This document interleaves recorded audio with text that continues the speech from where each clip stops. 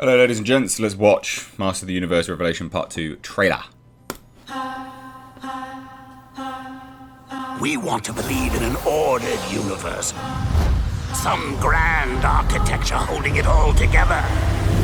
But alas, after all these years, I finally know the real secret of Grayskull.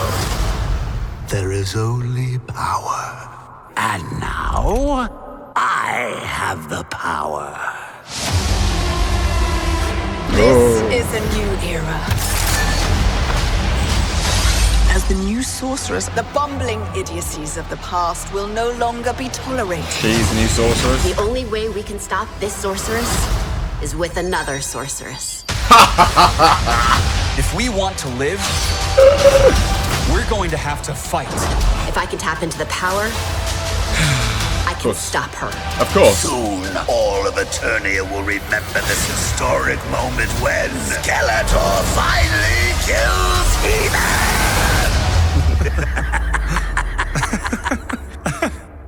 What are we laughing at? See, the sword is just the conduit. But the spark, that was always me. No. Savage He-Man. By the power of Grayskull!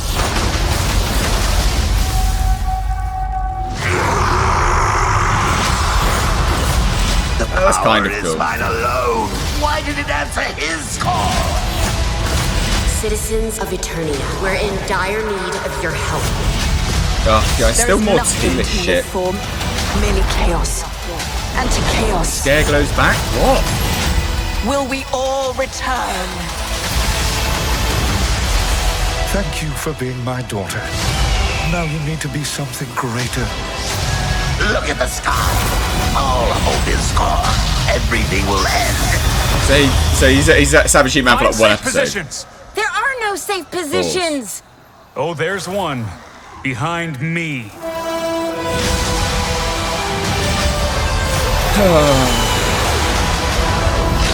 That's a woman man at arms.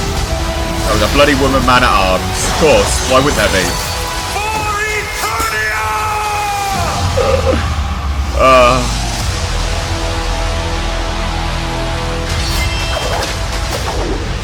Oh, you guys are in trouble now. Right, okay, well, that's about what I expected it to be, isn't it? Oh god. So what I'm getting from that, ladies and gents, is that we get Savage He-Man for all of one episode. Literally one episode. That'll be the first episode. He'll come beat the crap out of Skeletor, and then by somehow he'll get another sword and we'll be able to be He-Man again.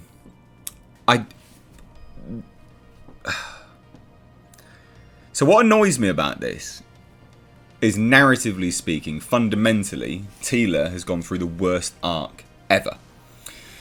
So in part 1, she lambasted everyone. She criticised the mother grieving for her only son because she was lied to.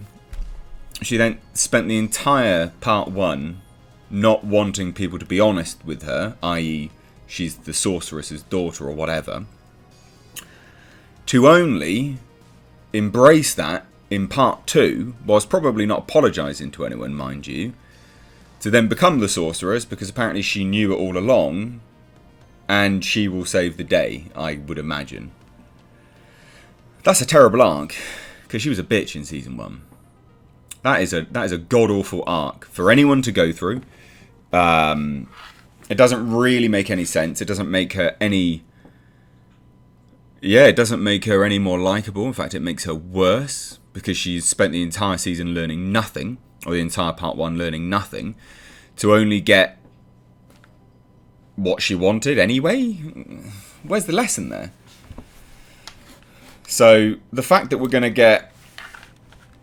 Like, the fact that we're going to get bloody Savage He-Man, yeah, like, cool. Sure. Like, but that's just fan service. And that doesn't make up for season 1, or part 1, sorry, because it's all one season. Part 1 being as diabolical as it was. You know, it doesn't... That's not cool. It's not cool enough to save it. And then you get Evil Lyn, Going through what? What character arc did she go through in part 1? She realised she was under the thumb of Skeletor to only be back under the thumb? That's bad story arc. Unless she suddenly turns around and goes, right, I'm going to beat you now. Which she's not going to do. So that's a bad story arc. I'm just confused with what the point of it was, you know? This was very strange. So you got Man-at-Arms, obviously. And then, so she goes to hurt him, but then doesn't. Then you got Teela. Oh, I'm good. Like, what? Oh my god. Oh my god. I'll bet you anything. Savage He-Man gets beaten by Skeletor. So much. No. So that's the wound. Right. That's the wound. Oh my god. Teela saves the day again. So that's the wound at the end of part 1 because He-Man, Prince Adam, gets stabbed. And it's because Teela saves the day. She literally learnt nothing through part 1. Kept wanting people to lie to her, and then turned around and goes, right, well, I'm just going to be the sorceress anyway, and I'm going to heal him. Fuck me. What terrible story arcs. That's really, really shit. That is so bad. You got Men-at-Arms. Cool. I mean, that's like, so what does she learn? She learns nothing. She learns that she can be an insufferable bitch, and she gets away with it, and it's fine. Now, one thing I did find interesting, so, yeah, going to throw it down, boom, all these people. So I did actually think that this was going into a different universe there, and it does look like it is, but maybe it's not. I'm really not sure what's going on there.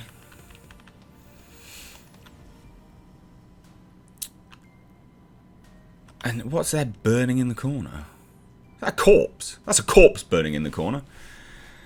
You can't actually see what I'm looking at here, sorry. So what I was talking about here is literally Teela saving the day. Teela saves the day and heals up He-Man. I mean, that's just bad. That's just bad writing. Sorry. And then so he's like, yep, I've got the power. I'm just going to call it down anyway because I'm a boss. And that's cool. Like, that is cool. But this fight will only last... This is the first episode. This fight will only last 1 episode. He will only be Savage He-Man for 1 episode. It's cool. Like, he's proper brutalistic. I think that's cool. Good that he's quick. But then this quickness reminds me of bloody Dragon Ball Z. Because you can see him bouncing around later down the line. Like, watch, like all of this. So they're fighting around. And then you see little bits of them clipping around different colours. It's like, right, okay, so it's just Dragon Ball Z then, is it? So this is cool. You know, kings fighting and everything. That's rad. That's cool. But this is Scareglow. What? Where did Scareglow come from? Like, I'm confused. What's going on?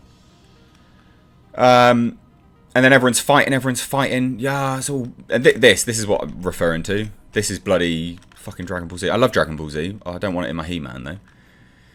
That's bad. And yeah, she's like, oh, I'm now the sorceress. Like, sure, whatever. And so he becomes He-Man again. How does he become He-Man again? And then I think what's potentially so irritating about all of this is you got, you know, Man-at-Arms. And this is cool, you know, the good line of like, oh, yeah, there is behind me. And they're all flying, they're all going, yeah, nice, yeah, cool, boom, epic. And then, Woman-at-Arms. That's going to be the bloody queen, isn't it? It's just bad. Let me know what you guys think. Cheers. Take care.